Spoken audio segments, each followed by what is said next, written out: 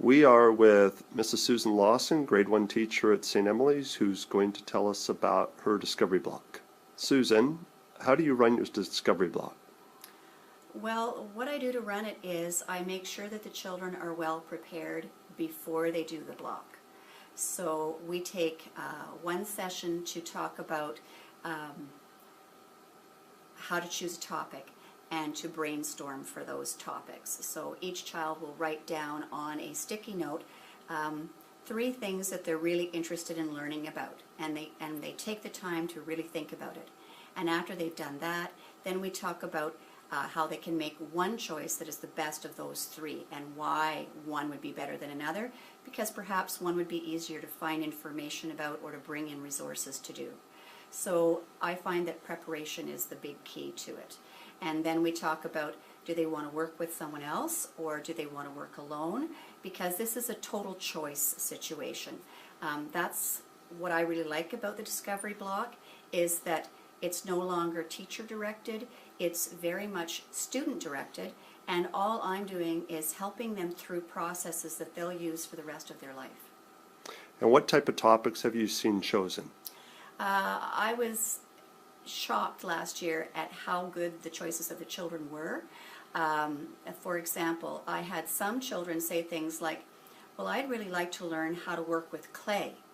And I thought, wow, that's fantastic. The art is coming into here.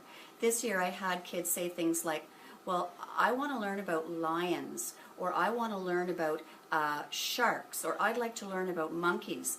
And I thought, wow, that fits into the grade 2 curriculum. I've had other kids say things like, well, I'd like to learn how to build things with Lego. And you're thinking, well, that's not very worthwhile. But then I say, well, what do you want to make with the Lego? And where could you find instructions on how to do that?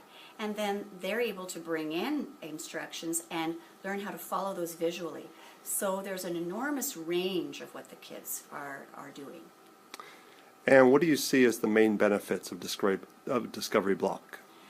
I just find that the children are totally engaged because it's something that they're interested in, that they've chosen.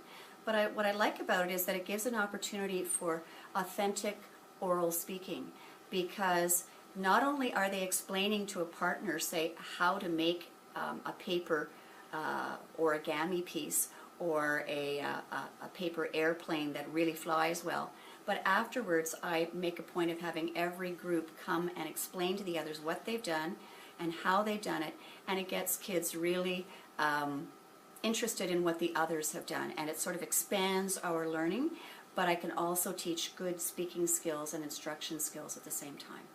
Thank you, Susan. You're welcome.